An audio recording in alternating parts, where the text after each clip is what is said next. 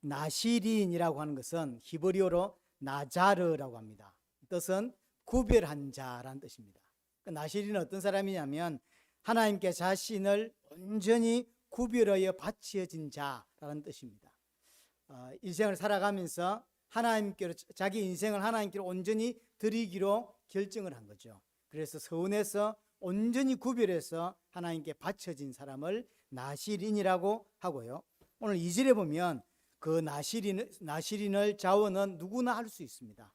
남자든 여자든 상관이 없습니다. 누구나 자원해서 서원해서 나시린이 될 수가 있고요. 기간도 본인이 정할 수 있습니다. 나는 1년만 나시린으로 살겠다. 그럼 1년 살면 되고요. 나는 그렇지 않고 평생 나시린으로 살겠다. 그러면 평생 나시린으로 살 수도 있습니다. 중요한 건 여기에 이제 나시린에게 요구되는 3가지 조건이 있다고 하는 거죠. 그 첫 번째가 포도와 관련된 모든 것을 금합니다. 포도주, 독주 당연히 먹을 수 없고요. 그 포도와 관계된 포도즙, 생포도, 금포도 또는 포도를 오래 발효시킨 초라고 되어 있는데 우리로 말하면 식초 같은 겁니다. 오래된 게 초, 이것도 다 포함해요. 그러니까 포도와 관계된 씨라고도 이야기했고, 그 다음에 뿌리 뭐 상관없이 포도와 관계된 그 어떤 것도 가까이 하면 안 된다, 먹을 수 없다라고 하는 규정이고요. 두 번째는 머리에 삭도를 절대로 대지 마라. 머리카락을 자르지 말라는 뜻이죠. 그러니까 만약에 제가 한 5년 나시린으로 살았다면 머리가 엄청 길겠죠. 장발이겠죠. 그게 사실은 유니폼이에요. 아, 저 사람이 나시린으로 살고 있구나 하는 걸 알 수가 있어요. 1, 2개월이야 모르겠지만 한 1년, 2년 지나면 머리가 얼마나 길겠습니까? 그게 이제 그 사람의 유니폼을 보여주는 거죠. 세 번째가 시체를 가까이 하지 마라. 어느 정도냐면 부모, 형제, 자매가 죽어도 장례식에 참여할 수가 없죠. 그만큼 이 나시린이라고 하는 법은 아주 엄하고 강합니다. 그래서 아무나 할 수는 없어요. 누구나 자원할 수 있지만 그렇다고 해서 아무나 시도하거나 하지는 않습니다. 성경에도 몇 사람 나오지 않죠. 나시린으로 사는 날 동안 하나님께서 뭐라고 여겨주시냐면 거룩한 자다라고 여겨주신대요. 8절에 보시면 자기 몸을 구별하는 모든 날 동안, 나시린으로 구별되어 살아가는 모든 날 동안 하나님께서 그 자를 어떻게 보여주시냐면 거룩한 자다라고 여겨주시는 거죠. 그래서 나시린으로 사는 것은 이스라엘에게 있어서 큰 영광이에요. 왜냐하면 누구나 자원할 수 있지만 그렇다고 누구나 자원하냐? 자원 못해요. 자원 못하죠. 그래서 하나님이 큰 영광으로 보여주는 거죠. 그래서 2절에도 특별한 서원이다. 이렇게 문은 많이 열려 있지만 그렇다고 해서 누구나 서원하는 건 아니다라는 거죠. 자, 9절부터 12절은 그렇게 서원해서 나시린으로 살아가고 있는데 의도했던 의도하지 않았던 나시린의 법을 어겼을 때 그 정결 예식을 이렇게 해라라고 하는 이야기입니다. 이는 의도했던 의도하지 않았던 문제가 생긴 거죠. 예를 들어 9절 보세요. 9절에 보시면 누가 갑자기 그 곁에서 죽어서 스스로 구별한 자의 머리를 더럽히면 나시린으로 살아가고 있는데 어느 순간 갑자기 내 옆에 사람이 죽은 거예요. 죽음을 가까이 할 수 없는데 장례식에 갈 수도 없고 시체를 가까이 할 수 없는데 내가 의도한 건 아니요. 하지만 갑자기 내 옆에 죽었기 때문에 지금까지 나시린으로 살아온 게 다 무효가 돼요. 오늘 그 부분이 나왔죠. 12절에 보면 무효가 된다라고 했어요. 그래서 그럼 다시 시작해야 되는데 그럼 그냥 다시 시작하면 되냐? 그렇지 않습니다. 9절에 보면 7일 동안 기다렸다가 7일째 머리를 밀고 그 다음에 10절 11절에 보니까 8일째 산비둘기 2마리나 아니면 집비둘기 새끼 2마리를 가지고 하나는 속죄제로 드리고 하나는 번제로 드려야 되고요. 그리고 1년 된 수양으로 속건제를 드려야 됩니다. 그리고 지금까지 1년을 했던 10년을 했던 그 기간은 다 무효가 돼요. 예를 들어 제가 5년을 나시린으로 살기로 작정을 하고 여기 살고 있는데 갑자기 포도 같은 거에 안 먹으면 되니까 근처에 안 가면 되니까 괜찮은데 어떤 모임에 갔다가 갑자기 거기서 사람이 죽은 일이 벌어졌다라고 하면 다 무효가 돼요. 그럼 다시 해야 되겠죠. 그럼 다시 하려면 좀 전에 말했던 7일 기다렸다가 머리 밀고 8일째 비둘기 가져와서 하나는 속죄제로 하나는 번제로 드리고 1년 된 수양으로 속건제를 드리고 나서 다시 시작하는 거죠. 그럼 지금까지 예를 들어서 5년 하려고 했는데 4년 5개월을 했는데 이제 몇 개월만 더 있으면 끝나는데 다시 해야 돼요. 이렇게 되는 거죠. 그래서 굉장히 엄격합니다. 그리고 이제 13절부터 21절은 복잡하게 설명되어 있지만 간단하게 이야기하면 이제 나시린의 기간이 끝이 난 거예요. 그럼 그게 끝이 아니에요. 나시린에서 굉장히 중요하게 다루는 게 이 부분이거든요. 나시린으로 1년을 살기로 해서 1년을 딱 살았죠. 그러면 이제 끝이냐? 그게 아니라 나시린으로 다 살고 난 다음에 마지막에 행해야 되는 의식이 뭐냐를 오늘 13절부터 21절이에요. 14절에는 뭐냐면 1년 된 흠없는 수양으로 번제를 드리고 그다음에 1년 된 흠없는 어린 암양으로 속죄제를 드리게 됩니다. 그리고 14절 15절에 보니까 흠없는 수녀 한 마리, 무교병 한 강줄이, 고운 거래에 기름 섞은 과자, 기름 바른 무교 전병을 가지고 소제와 전제를 가지고 화목제를 드리게 되는 거죠. 그러니까 이 보세요. 번제, 소제, 속죄제, 화목제를 다 드려요. 전제란 말은 방식인 거죠. 방식. 그러니까 이제 붓는다는 거죠. 그러니까 뭐만 빠지냐면 속건제만 빠진 우리가 앞에서 레위기에서 배웠던 5대 제사 중에서 4개 제사를 다 드려야 돼요. 그리고 나면 18절에 뭐 한다? 머리털을 이제 밀고, 이게 장발이었기 때문에 머리털을 다 밀고 밀었던 그 머리털은 화목 제사를 드릴 때 그 불에다가 태웁니다. 그리고 20절에 모든 의식이 끝나면 이제 포도주를 자유롭게 마실 수가 있는 거죠. 여기까지가 끝이 나야 나신인으로 제대로 산 거예요. 서원을 하고 나신인으로 잘 살아도 끝이 아니에요. 마지막 마무리를 이 4가지 제사를 통하여 마무리를 잘 해야만 이 사람은 온전한 나신인으로 살았다라고 말해주는 거예요. 만약에 온전히 제대로 살았어. 온전히 살았음에도 불구하고 마지막 이 4가지 제사를 하지 않고 마무리 지으면 그 사람은 나신인이 아닌 거예요. 그래서 마무리가 굉장히 중요한 거죠. 그래서 나신인으로 사는 기간도 중요하고요. 거룩하게 살아야 되고 3가지를 절대로 하면 안 되고 그 다음에 끝이 났어도 요 4가지 제사를 통하여 의식을 마무리되어야만 이 사람은 그 기간 동안 제대로 나실인이었다라고 인정을 해주게 되는 것입니다. 요게 오늘 전체적인 이야기입니다. 자, 그러면 오늘 3가지 이야기를 할 건데 첫 번째로 3가지를 금했어요. 금지한 3가지의 의미가 뭐냐? 그 첫 번째 포도와 관련된 모든 것을 금하죠. 포도죽, 독주야 당연한 거고 그 상관없는 생포도도 먹으면 안 되고 포도즙도 먹으면 안 되고 아무것도 안 돼요. 뭔 의미냐면 완전히 세상과 구별되라는 거예요. 포도라고 하는 게 포도라고 하는 게 뭐냐면 세상의 어떤 즐거움, 포도를 통해서 나오는 것들은 풍성함이고 육신적으로 말하면 축복이고 또 즐거움이에요. 이스라엘에게 있어서 잔치를 할 때 반드시 있어야 되는 게 뭐죠? 포도주입니다. 포도주죠. 우리로 말하면 치킨과 피자를 먹을 때 콜라를 안 마시면 안 마신 것 같죠. 난 이상하게 콜라 이런 거 잘 안 사 먹지만 그래도 반드시 먹어야 되는 날이 있어. 그게 언제냐면 치킨 먹는 날, 피자 먹는 날이에요.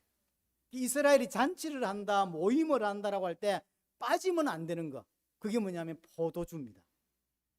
근데 그 포도주를 먹지 말라라고 하는 건 뭐냐면 오직 여호와만 바라보고 사는 자다라는 거예요. 세상에 관계된 세상의 축복, 세상의 어떤 성공, 세상의 어떤 뭐 풍요를 느낄 수 있는 모든 것, 즐거움까지인 거죠. 포도는 즐거움인 거거든, 사실은요. 사람을 기분 좋게 하는 거라고. 근데 그거 모든 걸 끊는 거예요. 이게 그러면 초라든가 포도즙이라든가 생포도, 금포도, 씨, 껍데기도 안 된대. 이 뭐냐면 근처도 가지 말란대. 아이의 유혹받을 수 있는 유혹거리를 다 없애버려. 이해되죠? 포도주 독주 당연히 안 되는데 그러면 그거는 이해됐는데 그 씨, 그 다음에 그 껍데기 이런 게 뭐가 중요합니까? 생포도 먹는다고 술 취합니까? 안 취하잖아요. 근데 왜 생포도, 금포도 못 먹게 만드냐 말이에요. 근처도 가지 마. 유혹받을 수 있는 근처도 가지 마. 그렇죠? 술을 참고 기다리고 있는데 옆에서 누가 술을 먹으니까 숨이 꼴깍꼴깍 가는 거예요. 그럼 이제 유혹받겠죠? 그러면 이 사람이 실수할 수 있다는 거죠. 그래서 아예 근처도 가지 마. 세상 근처도 가지 마. 뭐 이런 뜻이에요. 이게 첫 번째고요. 그래서 세상적인 삶을 추구하지 말라는 거죠. 나시린은 완전히 다른 세상과 완전히 다른 가치로 살아가야 된다라는 것이 첫 번째고요. 두 번째는 삭도를 머리에 대지 마라 그러죠. 이제 머리카락은 머리를 자르는 게 아니잖아요. 머리카락이죠. 머리카락은 생명력을 상징합니다. 일반적으로 뭐 대머리도 있습니다만 일반적으로 머리카락은 살아있는 사람은 자라요. 좀 늦어도 덜 자랐으면 좋겠는데 끊임없이 머리카락이 자라요. 귀찮아 죽겠고 돈도 들고. 그 머리카락은 뭘 의미하는 거냐면 생명력을 의미하는 거예요. 쉽게 말하면 머리카락을 자르지 말라면 무슨 말이냐면 내 생명, 내 삶에 대해서 네가 손대지 마 이 말이에요. 내한테 붙어 있는 거란 말이에요. 머리카락이 내가 살아있으면 머리카락이 자꾸 자란다고. 그런데 그 머리카락에 손을 대지 말란 말은 네 생명에 관계된 거, 네 인생에 관계된 거 네가 손대지 마. 누구한테 주권이 있다는 이야기죠? 하나님께 있다는 거예요. 네 생명, 네 삶 하나님께 있어. 네가 함부로 판단하거나 네가 함부로 결정해서 그렇게 살지 마라는 이야기예요. 그게 그러니까 누구나 하나님께 영광이 되는 것이고 큰 영광이에요. 가문의 영광이에요. 하지만 그래서 누구나 도전할 수 있고 누구나 서운할 수 있어요. 하지만 그렇게 하냐 못해. 왜냐하면 너무 엄격해. 포도 근처도 못 가면 안 되는데요. 갔다가 포도주 냄새 맡았다가 또 이게 탈락되지. 그럼 또 다시 해야 돼요. 쉽지가 않아요. 그래서 네 생명의 주인, 네 인생의 주인이 네가 아니다 하나님이다라는 사실을 가르쳐주는 거예요. 그래서 절대로 머리카락에 손대지 마라라는 얘기요. 두 번째, 나시린의 머리를 레제르라고 하거든요. 그냥 우리 다 머리가 있잖아. 사람은요. 살아있는 사람 머리가 있어요. 그런데 나시린의 머리를 레제르라고 분리를 해요. 레제르가 어디서 나온 단어였냐면 대제사장 아론 이야기할 때 대제사장이 쓰는 그 대제사장의 그 왕관 같은 거 있잖아요. 그 왕관을 네제르 하코라 그래요. 거기 이제 그 왕관 같은데 이 앞에 팻말이 하나 붙어 있거든요. 정확히 말하면 팻말을 네제르 하코라고 해요. 그 지금 나시린에게 있은 머리는 뭐와 같냐면 대제사장의 거룩한 관과 같게 여겨주는 거죠. 다르게 보는 거예요. 하나님은 지금 나시린을 뭐로 보고 있냐면 대제사장으로 보고 있는 거죠. 실제로 나시린은 레위인도 아니고 제사장들도 아니에요. 지금으로 말하면 그냥 평민이에요. 교회로 따지자면 평신도입니다. 집사도 아니고 장로도 아니라고 목사도 아니에요. 그냥 교회 다니는 그냥 교회 열심히 잘 다니는 그냥 평신도인데 그 규격을 그 요구 조건을 어느 정도 하냐면 대제사장이 갖고 있는 요구 조건을 다 충족해야만 된다는 거예요. 그러니까 강한 거죠. 그렇죠? 여하튼 하나님은 지금 나시린을 어떻게 보고 있냐면 대제사장으로 보고 있다는 걸 볼 수 있고요. 또 하나는 머리에 삭도를 대지 말라 그러는 정확하게 그 히브리에서는 우리나라도 그렇지만 머리와 머리카락을 구별해서 기록해요. 근데 오늘 머리라고 했거든요. 물론 우리나라도 보면요. 머리 자르러 간다 그러지 머리카락 자르러 간다 안 하죠. 근데 그런 느낌이 아닙니다. 그거는 히브리에서는 굉장히 이걸 둘을 구별해요. 머리 자른다와 머리카락 자른다는 다른 말인데 굳이 머리 자른다라고 표현을 썼어요. 머리에 삭도를 대지 마라. 이 머리는 뭘 이야기하는 거냐면 예수 그리스도를 이야기하는 거예요. 나중에 신약에서 교회의 머리는 누구라고요? 예수 그리스도. 나의 머리는 누구라고요? 예수 그리스도. 그래서 그 머리에 삭도를 대면 안 된다라는 의미가 붙어 있는 것입니다. 자, 세 번째는 시체를 가까이 하지 말라라고 했어요. 그 조건이 붙었는데 어느 정도냐? 부모, 형제, 자매가 죽었다 할지라도 장례식에 참여할 수 없다라고 했죠. 굉장히 강해요. 제사장보다 더 엄격합니다. 왜냐하면 제사장은 우리 레위기에서 공부했는데 제사장은 부모, 형제가 죽었을 때 참여할 수가 있습니다. 장례식에. 딱 한 사람만 참여 못해요. 그건 누구냐면 대제사장. 그러니까 지금 이 요구 조건은 대제사장에 관한 대제사장의 균하는 요구 조건을 하고 있는 거죠. 부모, 형제가 죽었는데 참여하면 안 된다는 거죠. 그런데 독주, 포도주는 대제사장이 먹습니다. 근데 독주, 포도주도 먹지 말라는 거예요. 이 뭐죠? 대제사장보다 더 훨씬 엄격한 규정을 가지고 있는 거죠. 그러니까 한마디로 말하면 시체를 가까이 하지 말라는 이야기는 뭐냐면 나실인에게 최상의 거룩을 요구하는 거예요. 대제사장보다 훨씬 높은 거룩을 요구하고 있다. 쉽게 말하면 온전히 하나님만 따라야 된다. 제사장보다 훨씬 높고요. 어떤 거는 대제사장하고 비슷하고요. 어떤 건 대제사장보다 훨씬 더 엄격해요. 그러니까 아무나 시도할 수가 없는 거였죠. 누구나 할 수 있지만 그만큼. 그래서 이 의미는 온전히 하나님만 따를 수 있는 자. 그래서 하나님은 그를 거룩한 자라고 인정해 주는 거예요. 마치 하나님이 예수 그리스도를 보고 거룩한 자다라고 말하는 것처럼 그만큼 대우해 주신다. 그러니까 그 가문에 나실인이 나왔다고 하는 건 엄청난 가문의 영광일 수밖에 없는 거죠. 첫 번째 기억해야 될 거, 의미가 뭐냐? 세 가지를 검지한 의미가 뭐냐? 두 번째입니다. 그럼 성경에 나오는 나실인을 좀 살펴보면 좋겠는데, 일단 드러난, 성경 안에 드러난 인물들이 많지 않습니다. 삼손, 그 다음에 사무엘, 그 다음에 세례요한. 학자들에 따라 좀 다른데 저는 그게 인정하지 않습니다만 사도 바울도 나실인으로 봐야 되지 않냐라는 주장이 있긴 합니다. 하지만 저는 그 부분은 빼고요. 지금 성경 안에서 등장한 인물은 딱 세 사람밖에 없어요. 삼손, 사무엘, 그 다음에 세례요한. 자, 사사기 13장을 한번 가볼까요? 성경에 나오는 첫 번째 나실인입니다. 13장, 사사기 13장 2절부터 한번 볼게요. 사사기 13장 2절에 보면 소라 땅에 단 지파의 가족 중에 마노아라 이름하는 자가 있더라. 그의 아내가 임신하지 못하므로 출산하지 못하더니 여호와의 사자가 그 여인에게 나타나서 그에게 이르시되 보라 내가 본래 임신하지 못하므로 출산하지 못하였으나 이제 임신하여 아들을 낳으리니 그러므로 너는 삼가 포도주와 독주를 마시지 말며 어떤 부정한 것도 먹지 말지니라. 보라 내가 임신하여 아들을 낳으리니 그 머리에 삭도를 대지 말라. 이 아이는 태에서 나옴으로부터 하나님께 바쳐진 나실인이 됨이라. 분명히 나실인이라고 이야기하고 있죠. 그래서 첫 번째 나실인이 삼손입니다. 근데 이제 삼손이 자원을 했나요? 분명히 좀 전에 민수기에서 이야기하기를 나실인은 첫 번째 조건이 뭐냐면 자원해서, 누가 떠밀어서 할 수가 없어요. 자원이라고 했는데 오늘 보니까 자원했습니까? 아니요, 자원 아무도 안 했어요. 삼손이 자원한 게 아니에요. 하나님이 나실인으로 세워버렸죠. 그러면 왜 세웠을까요? 사사시대에, 지금 사사시대에 가장 필요한 인물이 지금 나실인인 거예요. 하나님 보실 때. 근데 아무도 나실인으로 자원하지 않아요. 왜? 하기 싫으니까요. 하나님 적당히 믿으면 되지. 뭐 그건 나실인처럼 믿어. 싫은 거예요. 이해되죠? 아니 뭐 다 하나님 믿는데 하나님 적당히 믿으면 되지 뭐 나실인처럼 그렇게 믿어. 포도주 먹어야 되고 난 딴 건 몰라도 포도주 포기하고는 못 살아.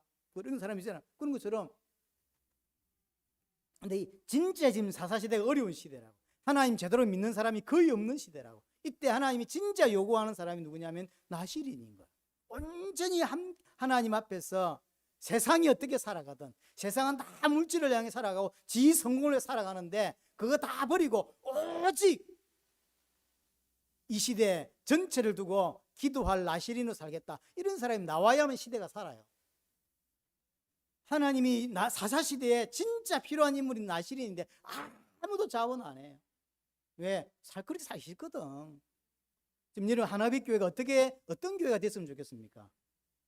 저는 다른 교회가 어떻게 살든 다른 성도들이 어떻게 살아가든 모르겠고요. 우리 교회는 다른 건 몰라도 정말로 복음 붙잡고 다른 거 없어도 다른 명예 우리에게 주어지지 않아도 돈 주어지지 않아도 성공 주어지지 않아도 정말로 하나님만 의지하고 하나님만 신뢰하는 자로 계속해서 도전했으면 좋겠다 싶습니다.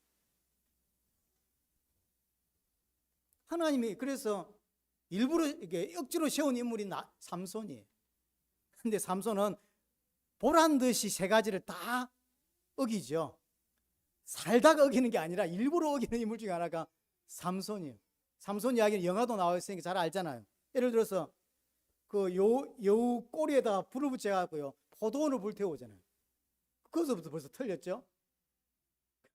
포도원 가까이 가면 안 되는데요. 포도원 다 불태워요. 여우 잡아가지고. 그 다음에 그 기억날지 모르겠는데 사람들에게 꿀을 주는데 그 꿀을 어떻게 뭘로 이용하면 사체를 이용해서 꿀을 만들어요. 사체 가까이 가면 안 되는데 또 여기죠. 그다음 삭도 머리 대면 안 돼, 그 머리 깎으면 안 되는데 제 볼 때는 삼손은 상당히 로맨티스트였다 싶어요. 여자 엄청 사랑한 사람 이 삼손이거든요. 그래가지고 그 여자 때문에 결국은 보세요. 그 힘의 원천이 어디냐고 물으니까 뭐라고 했다가 하다 결국은 머리 깎으면 내 힘 없어진다고 하니까 머리 결국은.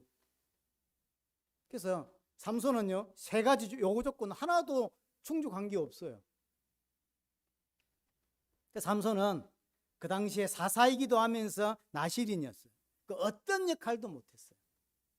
어떤 역할 사사에 대한 그 역할도 제대로 못했고요. 대부분 한량인데다가 여자 좋아하고 놀기 좋아하는 인물이었지 사사도 아니고 그 나실인의 역할도 제대로 못하는 사람이에요. 또 한 사람 사무엘입니다. 사무엘. 사무엘상 이것도 볼까요? 사무엘상 1장. 그 뒤에 넘어가면 룻기서 넘어 사무엘상 1장 10절 11절 보세요. 10절 한나가 마음이 괴로워서 여호와께 기도하고 통곡하며 서원하여 이르되 만군의 여호와의 만일 주의 여종의 고통을 돌보시고 나를 기억하사 주의 여종을 잊지 아니하시고 주의 여종에게 아들을 주시면 내가 그의 평생의 그를 여호와께 드리고 삭도를 그 머리에 대지 않겠습니다. 이 나실인에 대한 서원이죠. 그러니까 사무엘도 본인이 서원한 게 아니에요. 엄마가 서원했죠. 한나. 엄마가 서원했어요. 근데 한국 사람들이 자식을 놓고 하나님께 서원할 때 주로 한나의 기도를 많이 인용하거든요. 제가 볼 때는 한나의 기도 굉장히 틀린 기도인데 잘못된 기도예요. 그런데도 한국 사람들은 한나의 기도 엄청 좋아합니다. 나실인은 어떤 보상이나 조건을 하나님께 걸고 기도할 수 없어요. 이거 해주면 하나님 제가 이거 하겠습니다. 우리 아들 이렇게 해주면 제가 나실인으로 살겠습니다. 그런 거 할 수가 없어요. 원래 나실인은 자원에서 하나님 은혜가 너무 감격해서 모든 것 다 끊고 오직 하나님만 의지하며 살겠습니다라고 하는 게 나실인인데 한나 보세요. 조건을 걸죠. 조건을 딱 붙이죠. 아들 이렇게 해주면 제가 이렇게 하겠습니다라고 하는 이 사실은 기도 자체가 틀린 기도예요. 이 기도가 종교에서 하는 기도예요. 불교에서 예를 보세요. 3,000배를 절에 가서 할 테니 이거 해주세요. 그 교회에서 그걸 하고 있잖아요. 성도들이 얼마나 신앙이 이상하게 빠졌는지요. 하나님께 딜을 하는 걸 좋아해요. 그 신앙 아닙니다. 기억하셔야 돼요. 여러분이 하나님하고 딜할 수 있다고 생각합니까? 근데 하나님, 우리 남편 이런 사업을 하는데 이거 해주시면 제가 헌금 얼마 하겠습니다. 이런 식의. 그게 기도가 아니라니까요. 그게 우상숭배예요. 기도 아닙니다. 그게 굉장히 일반적인데요. 제 개인적으로 성경 인물 중에서 거의 완벽하게 기록되어 있는 인물이 몇 있어요. 그 중에 한 분이 사무엘이에요. 물론 기록상으로만. 왜냐하면 그들이 실수해 꺼낸 것들은 성경에 기록이 안 됐기 때문에 그럼 사무엘이 완벽했겠냐? 그렇지는 않을 거라고 생각합니다. 하지만 기록상으로 볼 때 에녹 같은 사람들도 왜냐하면 기록이 너무 없으니까 그에 실수가 잘 나오지 않고요. 또 하나 좀 애매한 인물이 요셉이에요. 요셉은 앞부분은 좀 철부지가 없죠. 철딱서니가 좀 없어요. 근데 애굽으로 가고 나서부터 그들의 삶을 보면 요셉의 삶을 보면 거의 완벽해요. 그래서 요셉도 예수 그리스도를 예표하는 자가 돼요. 굉장히 또 한 사람이 사무엘이에요. 그 외에는 제가 볼 땐 성경에서 완벽하다고 말할 수 있는 분이 거의 없어요. 근데 이 완벽하다고 보이는 이 사무엘에게도 좀 이상한 부분이 하나 딱 있어요. 내 마음이 늘 걸리는 부분. 그게 뭐냐면 사무엘상 8장에 보면 아들을 사사로 세워요. 아들 둘이 있거든요. 아들을 사사로 세운다고. 자, 사사는 세습이 아닙니다. 왕은 세습할 수 있지만 사사는 세습이 아니에요. 근데 사무엘이 자기 아들들을 사사로 세운다고. 오케이, 그까지는 이해해. 할 수 있는 사실 이해할 수 없는 거예요. 하지만 백보양부에서 이해한다 치더라도 그럼 이 사사로 세워진 이 아들 둘이가 어떤 인물들이냐면 생양아치들이에요. 알죠? 그러니까 거의 생양아치예요. 인간이 아니에요, 사실은. 이렇게 믿음 좋은 가문에 이런 생양아치가 나온다니까요. 희한하죠. 여러분, 에스겔서에서 그 이야기를 해요. 정말로 믿음의 사람 아래에서 완전 믿음 없는 사람이 나올 수 있고요. 완전 쓰레기 같은 인물 안에 진짜 믿음의 사람 나오기도 한다고 이야기해요. 얼마 전에 수요예배 때 우리 안산에서는 그 본문을 봤는데요. 그게 현실이에요. 그게 하나님의 뜻이 또 있기도 해요. 그래서 우리는 아버지가 믿음이 좋으면 자식이 믿음 좋을 거라 생각하지만 그럴 수도 있고 아닐 수도 있습니다. 성경 분명히 말해요. 아버지가 믿음 좋다고 자식이 믿음 좋지는 않다라고 분명히 이야기해 줍니다. 아버지가 개판이라고 아들도 개판이냐? 꼭 그렇지는 또 않다는 거예요. 전부 하나님의 손에 있다라고 이야기해 주는 거예요. 사무엘이 성경 안에서 거의 하나님 가까이라고 이야기할 만큼 믿음의 사람이에요. 근데 아들은 생양아치예요. 완전 개판이에요.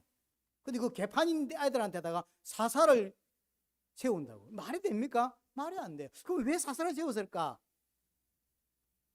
어느 날 백성들이 사무엘을 찾아옵니다. 찾아와서 뭐냐면 왕을 요구해요. 우리에게 왕을 세워달라.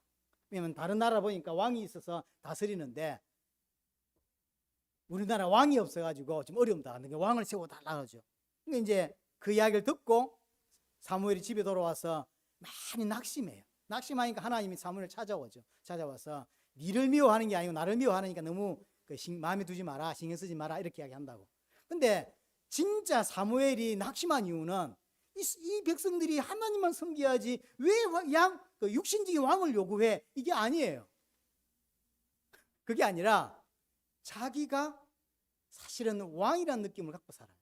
실제로 사무엘은 사사의 역할, 그 다음에 선지자의 역할, 왕의 역할을 다 하고 있어요.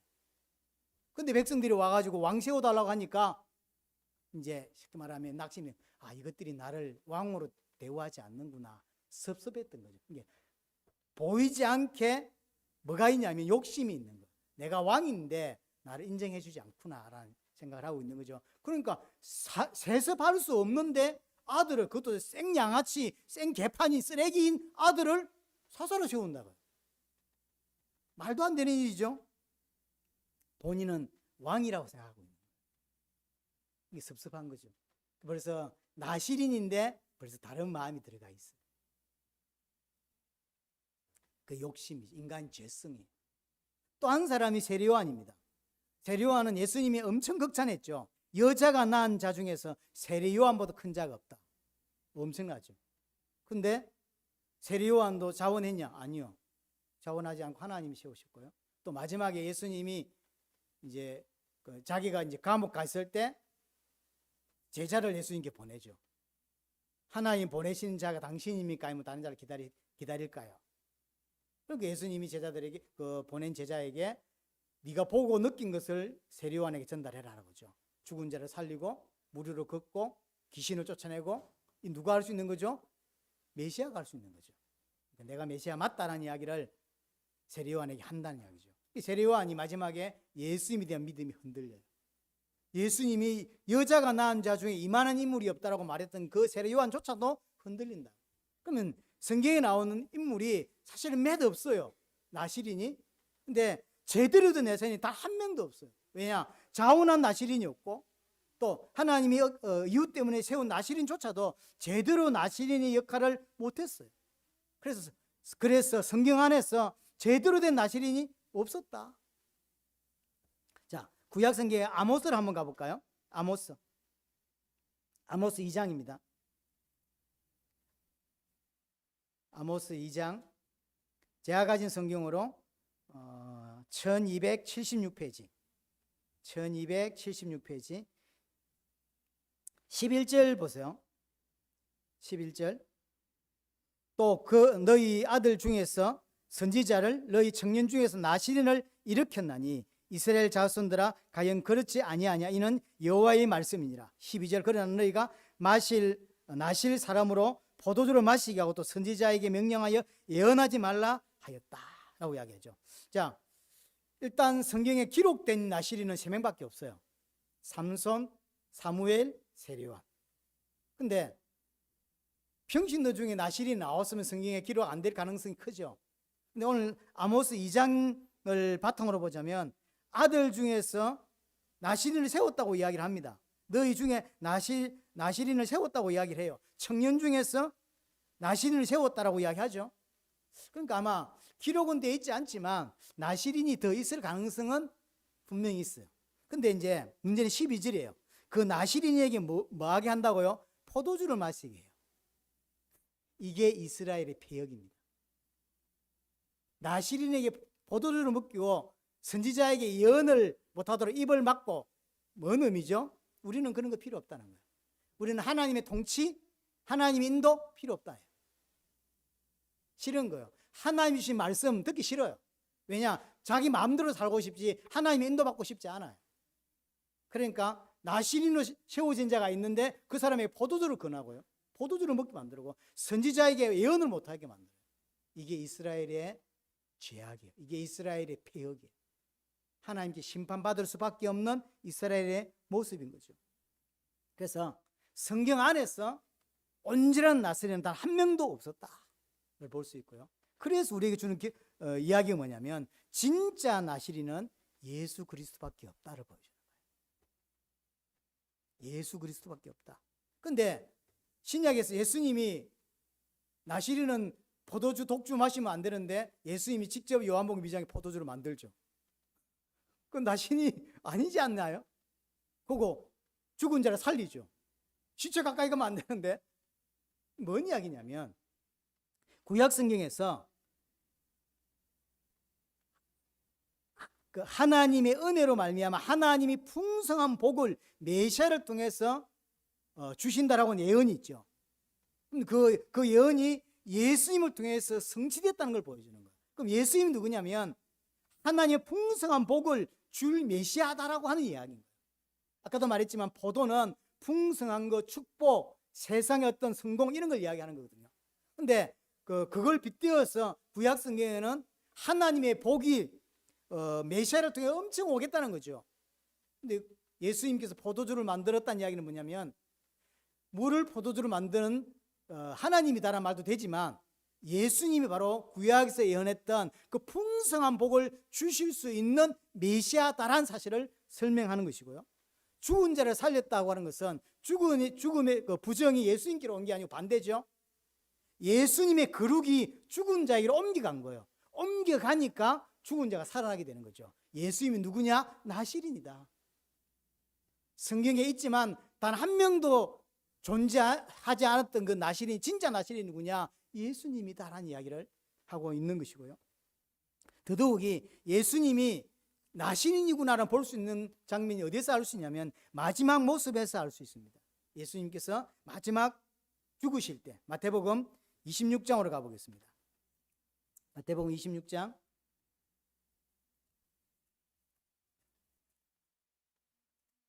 마태복음 26장 27절부터 보겠습니다. 마태복음 26장 27절 잔을 가지사 감사 기도하시고 그들에게 주시며 이르시되 너희가 이것을 마시라. 이것은 죄의 사함을 얻게 하려고 많은 사람을 위하여 흘린 바 나의 피 곧 언약의 피니라. 그러나 너희에게 이르노니 내가 포도나무에서 난 것을 이제부터는 마시지 않겠다라고 하죠. 왜 마시지 않죠? 지금 나신이로서 서원인 거예요. 예수님이 나시린이다 라는 이야기죠. 자, 27장 34절 보세요. 27장 마태복음 27장 34절. 썰깃한 포도주를 예수께 주어 마시게 하려 하였더니 예수께서 맛보시고 마시고자 하지 않았다. 썰깃한 포도주라고 해요. 이 썰깃한 포도주가 초입니다. 포도를 오래 발효시켜서 만든 식초 같은 거죠. 그게 썰깃한 포도주입니다. 그걸 보고 예수님이 마시지 않죠. 예수님이 거부하죠. 왜 거부하냐면 나시린이다라는 거죠. 그래서 이 땅에 진짜 나시린은 예수님 한 분밖에 없고요. 그럼 그 나시린 예수님을 통해서 구원받은 우리가 누구냐면 이 시대의 영적인 나시린이라는 거죠. 이 이야기를 하고 싶은 거예요. 이 땅에 진짜 나시린은 단 한 분밖에 없다. 누구냐? 예수 그리스도다. 진짜 나실인 예수 그리스도를 통해서 그 예수를 믿는 우리는 누구냐면 이 시대의 영적인 나실인이다. 예수를 통해 우리가 이 시대의 영적인 나실인이 되었다. 예수님을 통해서 왕 같은 제사장이 되었죠. 나실인은 자신의 행위만으로 나실인이 되지 못해요. 우리 앞에서 민수기 6장 마지막 부분에서 그 이야기를 했죠. 나실인 삶을 다 살고 나서 4가지 제사를 통하였으면 나실인으로 인정받게 되는 거라고. 그렇죠? 그 나실인이 아무리 행동을 잘해도 죄 하나도 짓지 않고 온전히 살았다 할지라도 그 제사 드리지 않으면 나실인이 안 되는 거죠. 그럼 이 제사는 뭐죠? 예수님이 희생제사를 의미하는 거죠. 소제, 번제, 속죄제, 화목제 뭐라고요? 예수님이 희생제사죠.